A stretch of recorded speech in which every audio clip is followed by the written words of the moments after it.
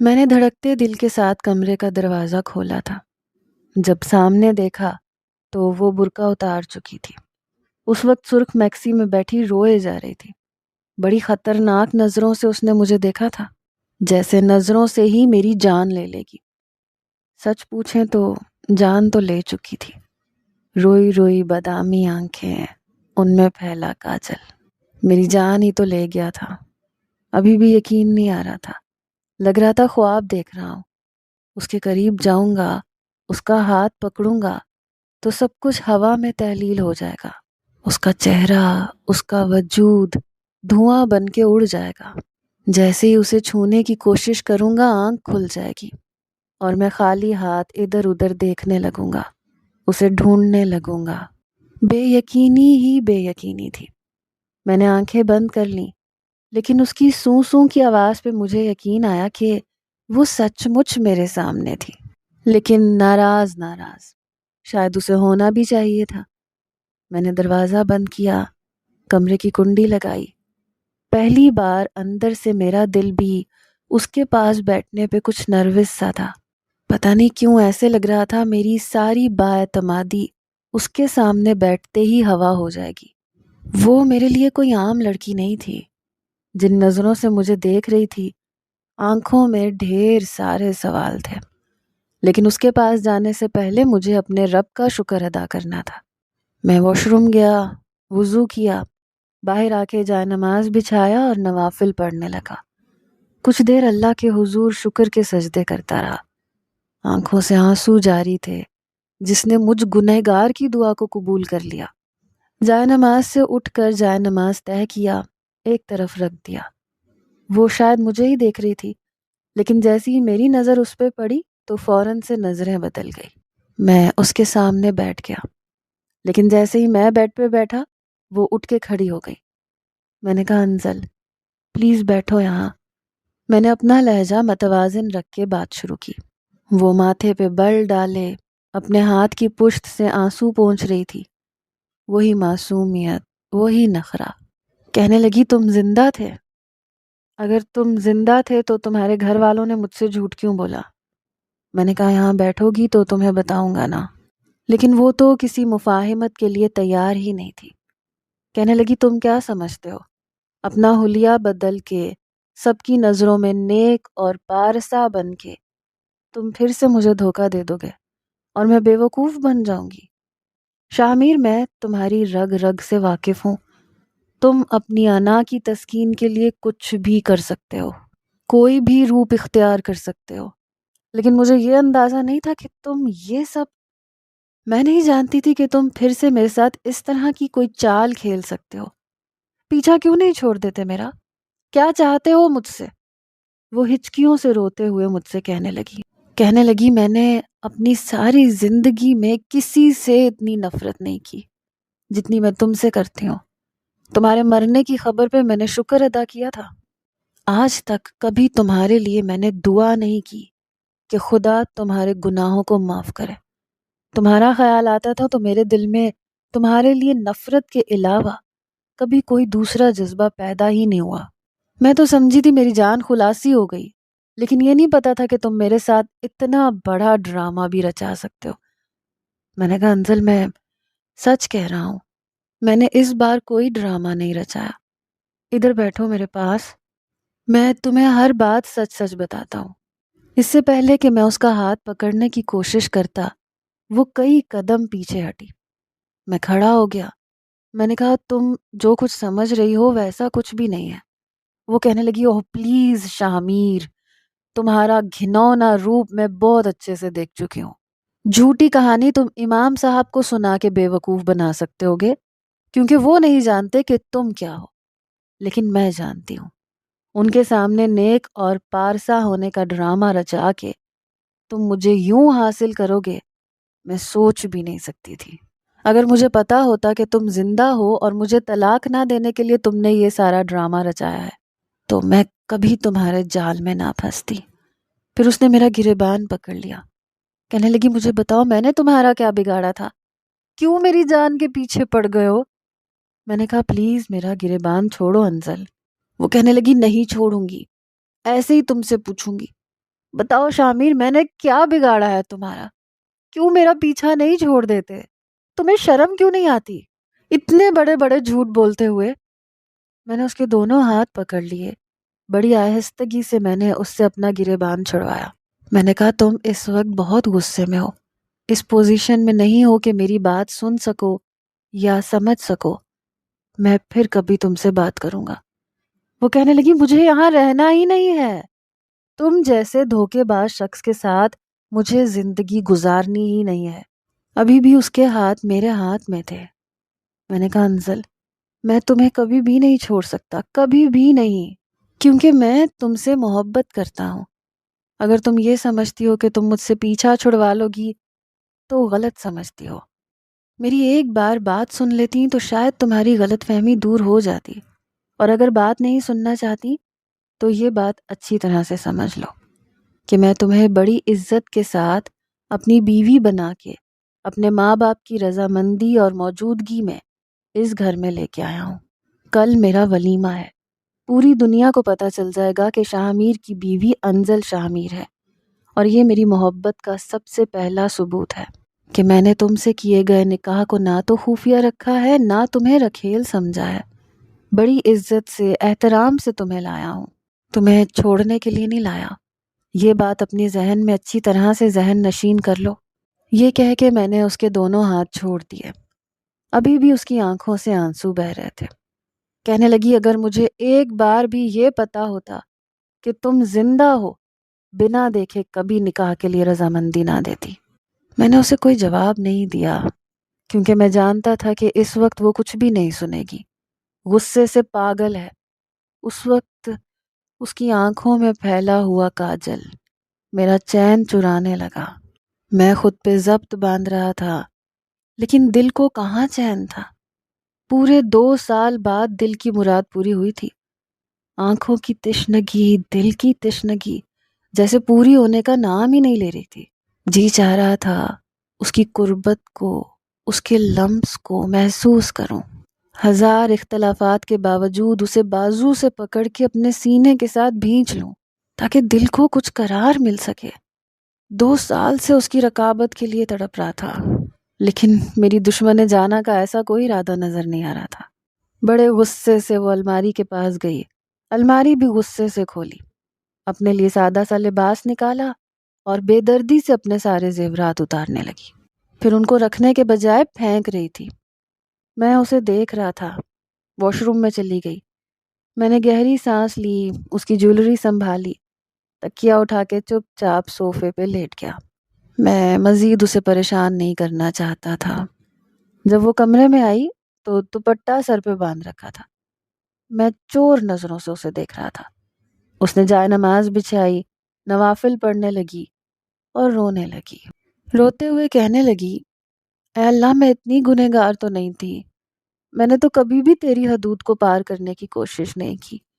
ہمیشہ یہ کوشش کی کہ پردے میں رہ کے اپنے والد کی مدد کر سکوں۔ ان کے انتقال کے بعد تو میں نے وہ سب کچھ بھی بیچ دیا، مدرسے میں دے دیا۔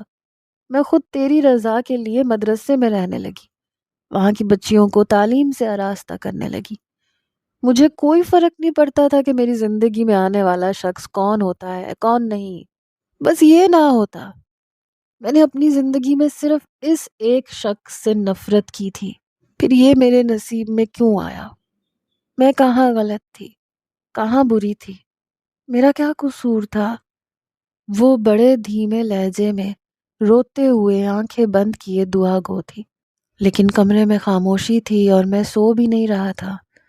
اس کی باتیں کسی تیر کی طرح میرے دل پہ وار کر رہی تھی۔ کیا میں اتنی نفرت کے قابل تھا؟ اسے کیوں لگتا تھا کہ میں جھوٹا ہوں؟ کیوں کرتی تھی مجھ سے اتنی نفرت، جبکہ میں نے خود کو بدل کے رکھ دیا تھا؟ وہ کافی دیر روتی رہی اور اس کے رخسار پہ گرنے والے آنسو مجھے اپنے دل پہ گرتے ہوئے محسوس ہو رہے تھے۔ تکلیف ہو رہی تھی۔ کل تک اسے پانے کے لیے میں پاگل ہو رہا تھا، آج وہ میری ہو کے بھی مجھے اذیت دے رہی تھی۔ کچھ دیر رونے دھونے کے بعد وہ اٹھ کے بیڈ پہ لیٹ گئی۔ کچھ ہی دیر میں سو بھی گئی، لیکن میری آنکھوں سے نیند غائب تھی۔ میں ابھی بھی اسی کے بارے میں سوچ رہا تھا۔ پتہ نہیں کب میری آنکھ لگی اذان کی آواز پہ میں چونک کے اٹھا، جلدی سے وضو کیا، فجر کی نماز پڑھنے چلا گیا۔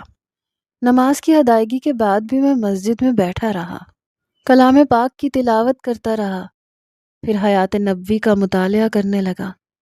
ایسا لگا کہ مسئلے کا حل مجھے حیات نبی سے مل گیا ہو۔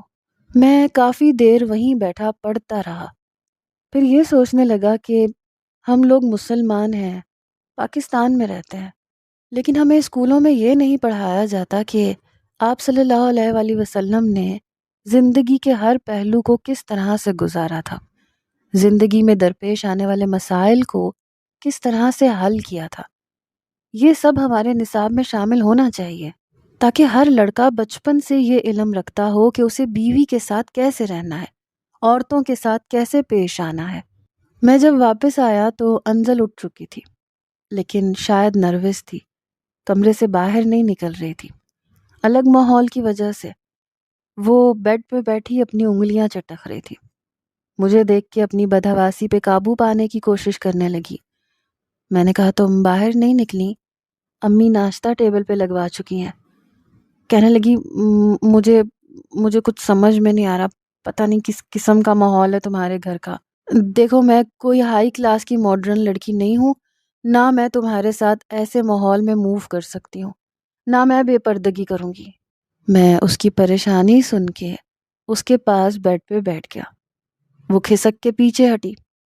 میں نے کہا تمہیں کسی کے لیے بھی خود کو بدلنے کی ضرورت نہیں ہے، تم جیسی ہو تمہیں ویسے ہی میں نے اور میرے گھر والوں نے قبول کیا ہے، چلو آؤ میرے ساتھ۔ میں نے اس کا ہاتھ پکڑا، کمرے سے باہر لے آیا۔ سامنے لاؤنج کی جانب ایک ڈائننگ ٹیبل تھا جہاں میری والدہ ملازمہ سے ناشتہ لگوا رہی تھی۔ مجھے انزل کے ساتھ دیکھا تو مسکرانے لگی، کہنے لگی آؤ آؤ بیٹا، بریک فاسٹ بالکل ریڈی ہے۔ میری والدہ ساڑیاں پہنتی تھی، تیار شیار بھی رہتی تھی۔ انزل کے لیے کرسی میں نے خود کھینچی تھی، کرسی پیچھے کی، وہ بیٹھ گئی۔ اس کی برابر والی کرسی پہ میں بیٹھ گیا۔ اس کی پلیٹ میں ناشتے کی ہر چیز میں ڈال کے دینے لگا۔ وہ خاموشی سے ناشتہ کر رہی تھی، پھر واپس کمرے میں چلی گئی۔ میری والدہ نے ولیمے کی میکسی مجھے دی، کہنے لگی پارلر سے میں نے ٹائمنگ لے لی ہے، انزل سے کہو 4 بجے تک اسے ڈرائیور کے ساتھ پارلر جانا ہے۔ یہ سن کے میں نے اپنی والدہ سے کہا کہ ولیمے کی دعوت میں خواتین اور مردوں کا الگ انتظام کروائیے گا۔ یہ سن کے میری والدہ کہنے لگی شامیر تمہارا دماغ خراب ہو گیا ہے، تم جانتے ہو ہمارے ہاں اس طرح سے شادیاں نہیں ہوتی، تمہاری بات مان کے تمہاری پسند کی لڑکی لے آئے ہیں تو اس کا یہ مطلب نہیں ہے کہ ہر بات تمہاری مانی جائے گی، تمہارے ڈیڈ کو اس بات پہ بہت اعتراض ہوگا۔ میں نے کہا میری بیوی سب کے سامنے یوں تیار ہو کے نہیں بیٹھے گی، اس بات پہ مجھے اعتراض ہے، اس لیے پردے کا انتظام ہونا چاہیے۔ میری والدہ کہنے لگی ایسا کرو تم ہمیں سب کے سامنے بٹھا کے ایک ہی بار ذلیل کروا دو تو زیادہ بہتر رہے گا، ہم لوگوں نے کبھی بھی ایسی شادی آج تک نہیں دیکھی، نہ ہم سب کے سامنے یوں اپنا مذاق بنوا سکتے ہیں۔ میں نے کہا امی ہمارے دین اسلام میں بھی یہ سب جائز نہیں ہے، یہ بے پردگی ہے۔ وہ کہنے لگی سوسائٹی کو بھی دیکھنا پڑتا ہے، ہم ایسی سوسائٹی میں نہیں رہتے جہاں کی تم بات کر رہے ہو، ہماری زندگیوں میں اور ان کی زندگیوں میں بہت فرق ہے۔ یہی بات تمہارا باپ تمہیں سمجھانا چاہ رہا تھا کہ انزل جیسی لڑکی ہمارے ماحول میں سروائیو ہی نہیں کر پائے گی، لیکن تمہاری ضد تھی، تمہارے باپ نے تمہاری ضد کے سامنے ہار مان لی۔ کم از کم تمہیں آج ولیمے پہ اپنے باپ کی عزت کا خیال رکھنا چاہیے۔ میں نے کہا پارلر والی سے کہیں کہ وہ یہیں آ کر تیار کر دیں، انزل پارلر نہیں جائے گی۔ میری والدہ کہنے لگی ٹھیک ہے میں بلوا لیتی ہوں۔ اس کے ولیمے کی میکسی میں کمرے میں جا کے بیڈ پہ رکھ چکا تھا، وہ صوفے پہ بیٹھی تھی۔ میں کمرے سے باہر نکل گیا۔ بہت مہنگے ہوٹل میں میرے باپ نے ولیمے کی دعوت رکھی تھی۔ جیسے ہی رات کو میں تیار ہو کے انزل کے کمرے میں گیا تو پارلر والی اسے تیار کر کے جا چکی تھی۔ وہ بے حد خوبصورت لگ رہی تھی، لیکن اتنی ہی نروس اور کنفیوز تھی۔ میں نے الماری کھول کے ایک بڑی خوبصورت سی چادر نکالی، اس چادر کو کھول کے اس کے سر پہ گھونگھٹ کی طرح ڈھانپ دیا۔ میں نے خود بھی پینٹ کوٹ نہیں پہنا تھا، سفید رنگ کی شلوار قمیض ہی پہنی تھی۔ اس کا ہاتھ پکڑ کے میں اسے باہر لے آیا۔ میرا اور انزل کا حلیہ دیکھ کے میرے باپ کا پارا چڑھ گیا۔ کہنے لگے یہ کیا بن کے آئے ہو اور بہو کے سر پہ اتنی بڑی چادر کیوں دے رکھی ہے؟ میں نے کہا یہ میری خواہش ہے کہ میری بیوی میرے دوستوں اور میرے گھر کے مردوں کے سامنے بے پردہ نہ ہو۔ کہنے لگے اور جو ہمارا مذاق بنے گا؟ میں نے کہا مذاق بنانے والوں کا جواب میں دوں گا، آپ کسی کو جواب مت دیجیے گا۔ ہوٹل میں بیٹھے ڈی جے کو میں پہلے ہی کہہ چکا تھا کہ وہاں پہ کوئی میوزک اور کوئی گانے نہیں چلیں گے، صرف اللہ تعالیٰ کے ناموں کی تلاوت لگائی جائے گی۔ جیسے ہی میں انزل کے ساتھ اس ہوٹل نما ہال میں داخل ہوا تو اللہ تعالیٰ کے ناموں کی تلاوت چلا دی گئی۔ وہاں بیٹھی سب خواتین کو مجبوراً اپنے سروں پہ دوپٹے لینے پڑے۔ میں سب کے سامنے اسے اسٹیج پہ لے کے گیا، بیٹھنے میں اس کی مدد کی، پھر میں نے ڈی جے کا مائک پکڑا اور سب سے یہ کہا کہ ہمارے اسلام میں بے پردگی کا حکم نہیں دیا گیا، اسی لیے میری بیوی اسی پردے اور چادر میں رہے گی۔ میرے خیال سے اس بات پہ کسی کو اعتراض نہیں ہونا چاہیے۔ یہ کہہ کے میں نے مائک ڈی جے کو پکڑا دیا۔ ولیمے کی دعوت پہ کسی نے کچھ نہیں کہا، کچھ کہہ بھی نہیں سکتا تھا۔ کیا کہتے کہ پردہ کیوں کیا ہے؟ کوئی بھی مسلمان یہ نہیں کہہ سکتا کہ پردہ کیوں کیا ہے۔ یہ باتیں اگر کسی نے کہنی تھی تو میری بات سن کے سب چپ تھے۔ جب کھانا کھانے کا وقت آیا تو میں نے شمائلہ کو بلایا۔ وہ پہلے ہی انزل کے پاس ہی بیٹھی تھی۔ میں نے کہا آپ انزل کو برائڈل روم میں لے جاؤ تاکہ وہ سکون سے کھانا کھا سکے۔ شمائلہ اسے برائڈل روم میں لے گئی۔ کچھ ہی دیر میں ولیمے کا فنکشن ختم ہو چکا تھا۔ جب ہم واپس اپنے کمرے میں آئے تو اس نے چادر اتاری، بڑی حیران نظروں سے مجھے دیکھ رہی تھی، جیسے اسے میرے اس عمل پہ یقین ہی نہیں آ رہا تھا۔ پہلی بار اس نے مجھ سے کچھ نہیں کہا، بحث نہیں کی، بس چپ چاپ مجھے دیکھتی رہی۔ میں نے کہا تم چاہو تو چینج کر سکتی ہو اور آرام بھی کر سکتی ہو۔ وہ نظریں چرا کے اپنی جیولری اتارنے لگی۔ اس بار اس نے جیولری اتار کے طریقے سے دراز میں رکھی تھی، پھر کپڑے بدل کے آئی، پھر بیڈ پہ لیٹ گئی۔ میری والدہ کی اپنی ایکٹیویٹیز تھی۔ میرے والدین دونوں اس بات پہ ناراض تو تھے، لیکن انزل کو کسی نے کچھ نہیں کہا تھا۔ اگلے روز میں آفس چلا گیا، لیکن جب رات کو واپس آیا تو وہ کچن میں تھی۔ میرے والد کو دیکھ کے فوراً سے کچن سے باہر آئی، سر پہ دوپٹہ رکھا، میرے والد کو سلام کیا۔ انہوں نے سلام کا جواب دیا اور اپنے کمرے میں چلے گئے۔ میں بھی اپنے کمرے میں آ چکا تھا۔ کمرے کی ہر چیز کافی اچھے طریقے سلیقے سے رکھی ہوئی تھی۔ میں نہا کے باہر آیا، عام لباس پہنا، کھانا کھانے کے لیے باہر آیا تو تب تک وہ ٹیبل پہ کھانا لگوا چکی تھی۔ شاید کھانا اس نے باورچن کے ساتھ مل کے بنایا تھا۔ میں نے اپنا اور انزل کا کھانا ایک ہی پلیٹ میں ڈالا، آدھی روٹی توڑ کے اسے دی تو وہ کچھ حیران بھی تھی اور نروس بھی، لیکن انکار نہیں کیا۔ میرے ساتھ ایک ہی پلیٹ میں کھانا کھانے لگی۔ پہلا نوالا لیتے ہی میں سمجھ گیا کہ آج کا کھانے کا ذائقہ ہی الگ ہے۔ باورچن نے کھانا نہیں بنایا۔ کھانا میرے والد کو بھی بہت پسند آیا تھا۔ انہوں نے پوچھا کہ کھانا کس نے بنایا ہے؟ انزل کہنے لگی میں نے بنایا ہے۔ کہنے لگے کھانا بہت مزے کا ہے لیکن تم پہ ایسی کوئی پابندی نہیں ہے۔ وہ کہنے لگی میں ویسے بھی گھر میں بور ہوتی رہتی ہوں، اس لیے مجھے اچھا لگتا ہے کھانا بنانا، مجھے کوئی مسئلہ نہیں ہے۔ میں نے کہا کھانا پلیز تم ہی بنایا کرو، کیونکہ باورچن کا کھانا کھا کھا کے میں تو بہت تنگ آ چکا ہوں۔ کھانا کھانے کے دوران پانی کا گلاس بھر کے میں نے اس کے پاس رکھ دیا۔ میرے ایک ایک عمل کو وہ دیکھ رہی تھی لیکن چپ تھی۔ رات کو میری عادت تھی کہ نوافل کے بعد کلمہ پاک کی تلاوت کر کے سوتا تھا۔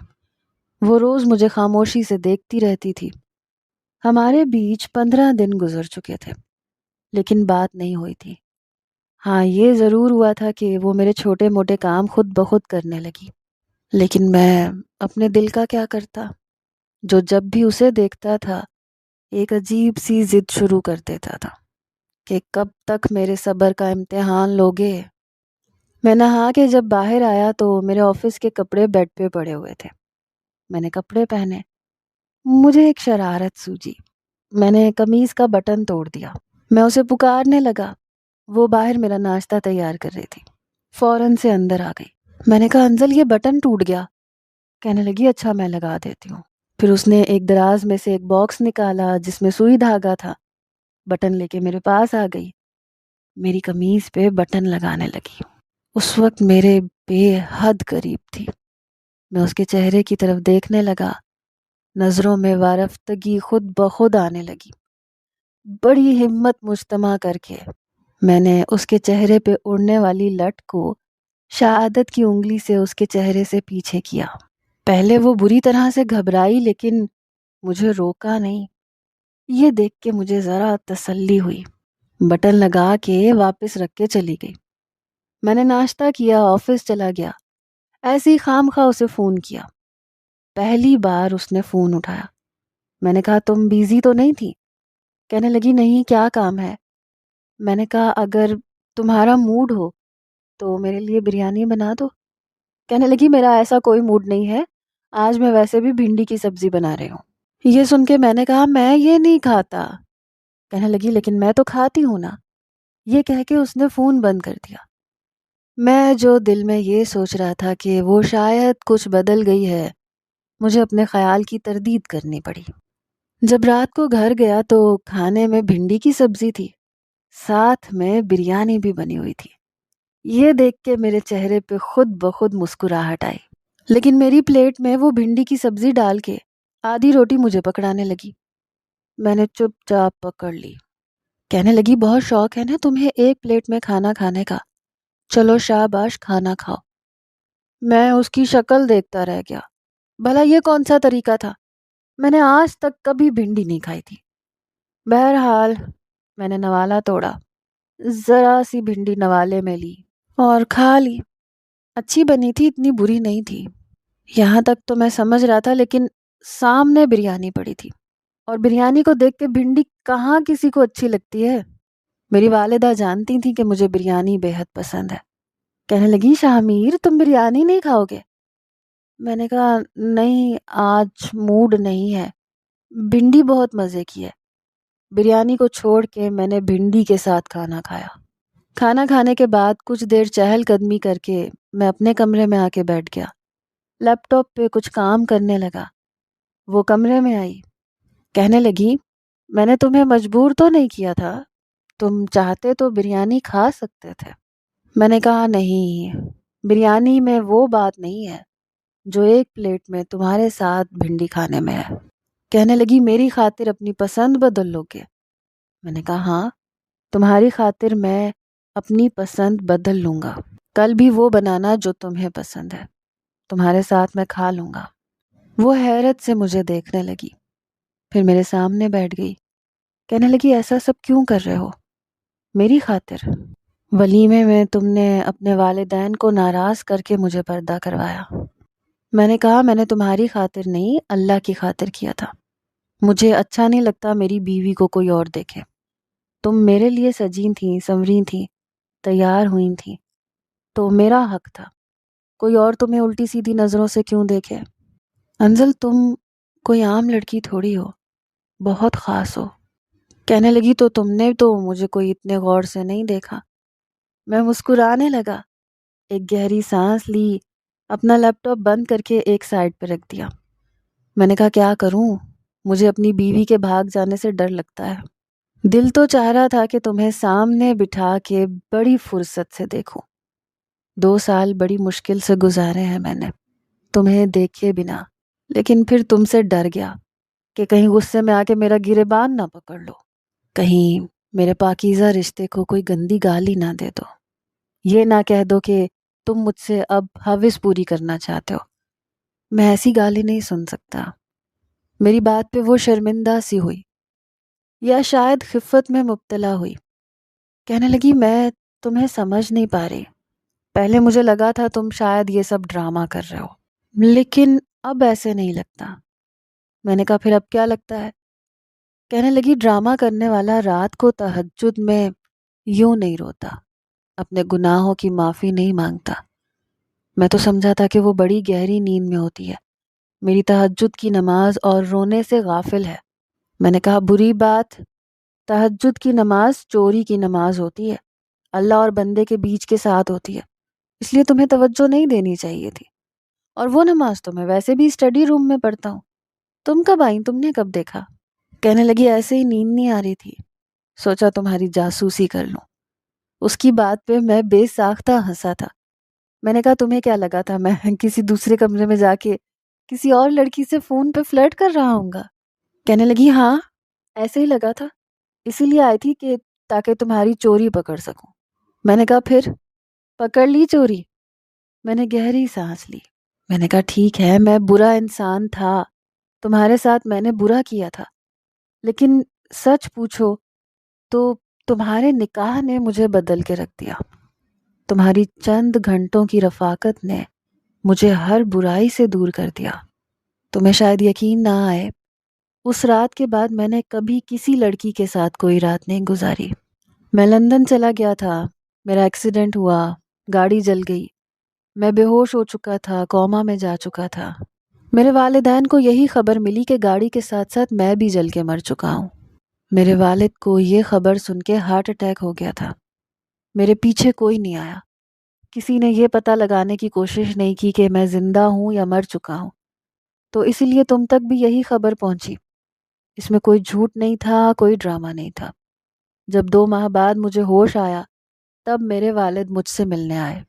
پاکستان آ کے میں نے سب سے پہلے تمہیں ڈھونڈنے کی کوشش کی تھی۔ تمہارے والد کے انتقال کی خبر بھی مجھے اسی وقت ملی تھی۔ میں نے تمہیں بہت ڈھونڈا، شاید کوئی جگہ نہیں چھوڑی، لیکن تم نہیں ملی۔ تمہارے لیے رو رو کے اللہ سے دعائیں کی۔ پتہ ہی نہیں چلا کب کلب چھوڑ کے مسجد جانے لگا۔ اپنی کی گئی غلطی مجھے چین نہیں لینے دیتی تھی۔ تمہارے ساتھ ایک ایک پل میرے حواسوں پہ سوار ہو چکا تھا۔ کوئی اور لڑکی اچھی ہی نہیں لگتی تھی۔ ہر ایک کے چہرے میں تمہارے نقوش ڈھونڈنے کی کوشش کرتا تھا۔ آہستہ آہستہ اب تمہارے مدرسے کے امام صاحب سے ملاقات ہوئی۔ کب میں صراط مستقیم پہ چلا پتہ ہی نہیں۔ اللہ سے سچی توبہ کر لی تھی۔ تم سے نکاح سے پہلے بھی میں نہیں جانتا تھا کہ تم کون ہو، لیکن یہ دعا ضرور کرتا تھا کہ تم میرے لیے کامل ہو۔ تم یہ جان چکی تھی کہ میں مر چکا ہوں، اس لیے تم آزاد تھی۔ تم کسی سے بھی نکاح کر سکتی تھی، اور میں دعائیں کرتا تھا کہ تمہارا نکاح کسی اور سے نہ ہو جائے، تم میری ہی بیوی رہو، میری رہو۔ امام صاحب نے جب تمہارے لیے مجھ سے پوچھا تو میں تمہارا نام نہیں جانتا تھا، اس لیے میں نے انکار کر دیا تھا، لیکن وہ فون پہ کسی اور سے تمہارے رشتے کی بات کر رہے تھے۔ جب میں نے ان کی زبان سے تمہارا نام سنا تو میں پریشان ہو گیا۔ میں نے کہا میں تمہیں ایک نظر دیکھنا چاہتا ہوں۔ جب تمہیں دیکھا تو خدا کا شکر ادا کیا تھا کہ تم ابھی بھی میرے نکاح میں ہو، اس لیے میں نے تم سے کچھ نہیں کہا اور اپنی رضامندی دے دی۔ ہاں تم اس بات سے بے خبر تھی۔ میں نے کہا میری کہی ہوئی ہر بات بالکل سچ ہے انزل، چاہے تو اعتبار کر لو، چاہے تو سزا دیتی رہو جو دے رہی ہو۔ روز روز مجھے تڑپا کے شاید تمہیں سکون مل جائے، جب دل بھر جائے تو بتا دینا۔ نہ چاہتے ہوئے بھی میں اپنے دل کا شکوہ اسے کہہ بیٹھا۔ بڑی خاموشی سے اس نے میری ساری بات سنی۔ کچھ دیر میں اسے دیکھتا رہا، وہ اپنی انگلیاں چٹک رہی تھی۔ میں نے کہا پریشان مت ہو، جب تک تم نہیں چاہو گی میں تمہارے قریب نہیں آؤں گا۔ یہ کہہ کے میں نے اپنا تکیہ اٹھایا اور صوفے پہ جا کے لیٹ گیا۔ لیکن اگلے روز جب میں کھانا کھانے کے بعد چہل قدمی کر کے کمرے میں گیا تو اپنی آنکھوں پہ یقین کرنا مشکل ہو گیا۔ وہ بہت خوبصورت لباس میں بالکل تیار اپنے لمبے گھنے بالوں میں کنگھا کر رہی تھی۔ میری آنکھیں تو پلٹنا بھول گئی، بس ایک ٹک اسے دیکھے جا رہا تھا۔ یہ دیکھ کے اس نے نظریں جھکائیں، کہنے لگی مجھے زیادہ تیار ہونا نہیں آتا، بس اتنا ہی آتا ہے۔ دروازہ بند کر کے دھڑکتے دل کے ساتھ میں اس کے پاس پہنچا تھا۔ میں نے کہا بس اتنی سی تیاری مجھے پاگل کر دینے کے لیے کافی ہے، لیکن میں تم سے کچھ اور بھی سننا چاہتا ہوں انزل۔ کہنے لگی جانتی ہوں۔ پھر کہنے لگی میں نے تمہیں معاف کیا کیونکہ تم نے خود کو بدلا ہے۔ جس شامیر سے مجھے نفرت تھی وہ تم نہیں ہو۔ میں نے کہا اس شامیر سے کیا ہے تمہیں؟ کہنے لگی وہ میں نہیں بتا سکتی۔ میں نے شوق ہوتے ہوئے کہا لیکن میں تو سننا چاہتا ہوں۔ میرے کان ترس رہے ہیں یہ سب کچھ سننے کے لیے۔ میں نے اس کی کمر پہ ہاتھ رکھا، اسے اپنے سے قریب کیا۔ وہ نظریں جھکا گئی۔ اس کے چہرے پہ شرم و حیا کی سرخی چھا گئی جو اس کے حسن کو اور بھی دوبالا کر رہی تھی۔ کہنے لگی، ہر بات زبان سے نہیں کہی جاتی، تمہارا خیال رکھتی ہوں، تمہارے کام کرتی ہوں، تمہیں سمجھ جانا چاہیے تھا۔ میں نے کہا، لیکن مجھے تو سننا ہے۔ اس نے برجستہ میری طرف دیکھا، پھر ماتھے پہ بل ڈالے، کہنے لگی، میں تو نہیں کہوں گی۔ میں نے کہا، ہاں، نو مسز، آج کہنا پڑے گا۔ اس نے آنکھیں بند کی، ہچکچاتے ہوئے کہا، شامیر، مجھے تم اچھے لگنے لگے ہو۔ پتہ نہیں کیوں مجھے اس کے اظہار پہ تسلی نہیں ہوئی۔ میں نے کہا، ساری زندگی میری آنکھوں میں آنکھیں ڈال کے تم نے ہر بات کہی، آج آنکھیں بند کر لی۔ میری آنکھوں میں آنکھیں ڈالو اور پھر کہو۔ اس نے غصے سے مجھے دیکھا، کہنے لگی، شرم حیا بھی کسی چیز کا نام ہے شامیر؟ میں نے کہا، او ہو، تو مجھ سے شرم آ رہی ہے انزل کو؟ ایسے نہیں چلے گا، شرم حیا باہر والوں کے لیے ہے، شوہر کے لیے نہیں ہے۔ جیسے آج تک میری آنکھوں میں آنکھیں ڈال کے دھمکیاں دیتی آئی ہو، اسی طرح آئی لو یو شامیر بھی پورے وثوق سے میری آنکھوں میں آنکھیں ڈال کے کہو۔ دل یہ سننے کے لیے بےتاب تھا، لیکن وہ انزل تھی، میری بات سن کے کہنے لگی، چھوڑو مجھے تمہیں معاف کرنا ہی نہیں چاہیے تھا، میں تمہاری ایسی کوئی بھی ڈیمانڈ پوری نہیں کروں گی۔ وہ اپنا آپ مجھ سے چھڑوانے لگی۔ اس سے پہلے کہ اپنا ارادہ بدل لیتی میں نے ہار مان لی، لیکن اپنی محبت کے اظہار میں نے کنجوسی نہیں کی۔ مجھے لگا تھا وقت گزرنے کے ساتھ ساتھ محترمہ بدل جائیں گی، لیکن میں شاید بھول گیا تھا کہ وہ انزل ہے۔ بے شک انزل جبران سے انزل شامیر ہو چکی ہے، میرے 2 بچوں کی ماں بن چکی ہے، لیکن ابھی تک میڈم نے کبھی آئی لو یو نہیں کہا، حالانکہ میں روز کہتا ہوں تو آگے سے ایک ابرو چڑھا کے کہتی ہے تھینک یو۔ میں کہتا ہوں تم زیادتی کر رہی ہو میرے ساتھ، آگے سے ہنسنے لگتی ہے، کہتی ہے شامیر 2 بچوں کے باپ بن چکے ہیں آپ۔ میرے خیال سے انسان کو تھوڑی سی شرم آ جانی چاہیے۔ وہ احمد کو گود میں لے کے اسے فیڈر پلانے لگی جو آدھی نیند میں جا چکا تھا۔ میں نے کہا، بیوی سے شرم کروں گا تو پھر آئی لو یو کس سے کہوں گا اور کس سے سنوں گا؟ زندگی بے حد حسین ہو گئی تھی۔